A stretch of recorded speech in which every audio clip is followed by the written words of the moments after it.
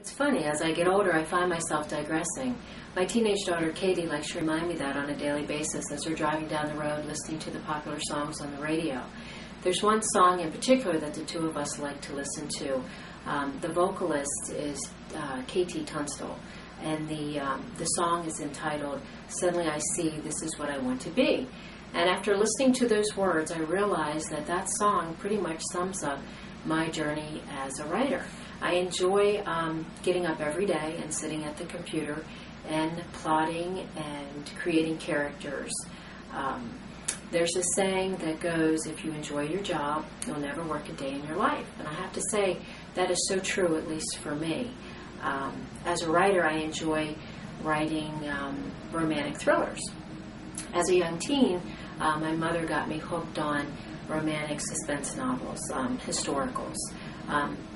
I hadn't met my husband, obviously, back then, and didn't realize that his aspirations were to become a police officer. So it made sense when I decided to write that I would combine both our passions, mine for romance and his for murder.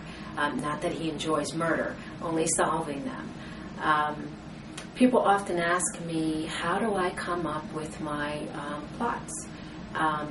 I find a lot of times the stories I come up with can originate from a dream. My story Defiance, which is complete now, actually began as a dream. And as dreams go, you wake up and you never get to find out what happens. You know, you try to go back to sleep, you try to get back to that story. It doesn't happen. So I knew when I decided to write that that dream would become a story, which is now entitled Defiance. Also, you may find not just dreams could give you that spark or that plot idea, but sometimes something that happens in your life that is so benign, something you wouldn't think anything about it. Just a couple weeks ago, my husband, for instance, had come home on a Friday in his police cruiser, and the next day we got up. It was a Saturday, and as we were getting ready to wash the cars, we noticed he had picked up a nail. Nothing sinister about the nail. He just happened to pick one up, drove over the nail, not a big deal. The two of us together changed it within an hour. But as I helped him change that tire, my creative mind was just running away with me and creating scenarios in my head. Oh, it's not just a nail. What if it was done on purpose? What if someone hammered that nail into the tire? What if this was not my husband's police car, but let's say a sheriff, and let's say the sheriff was a woman and not a man, and the rank and file was disgruntled having a woman for a boss. I can see, where that story could go. That I know there's a story there somewhere, with that. And probably down the road, I'll dig that up one day and see if I can write something, about that. That's kind of like what we writers do. We have little notebooks with us, and we see something, we'll write it down. A lot of time, as far as people will ask, well, how do you research your stories? And with stories, there are a lot of different things. There's settings, there's jobs, what people do, for a living. I find a lot of times I spend a lot of my time on the computer. Sometimes being a writer can be a lonely job because you're researching different destinations, or maybe how something functions, or how a job functions, that type of thing. I also do get to get out. I'm not always behind the computer screen, and I get to interview people, and I find that that's probably where most of my enjoyment comes, is meeting different people from different walks of life.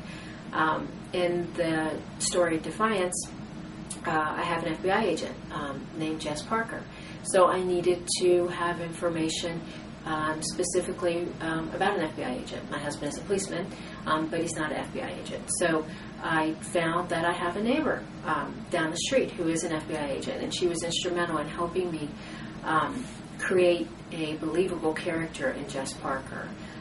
Also, Kate Reynolds, the protagonist in Defiance, she's a trial lawyer, and it just so happens I have another neighbor who is a trial lawyer that lives a couple doors down, and she was also very helpful. I find people, when you tell them what you're doing, they're more than willing to help you and explain what they do to help you create a better story, a better believable story.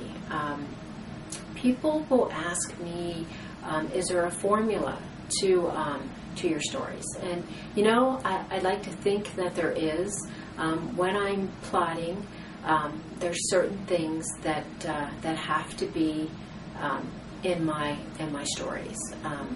A lot of times you find writers live by two words, and those two words are "what if."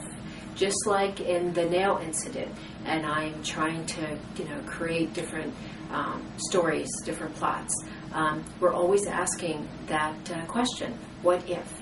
And when you ask that question over and over again, you'd be surprised where your stories will go.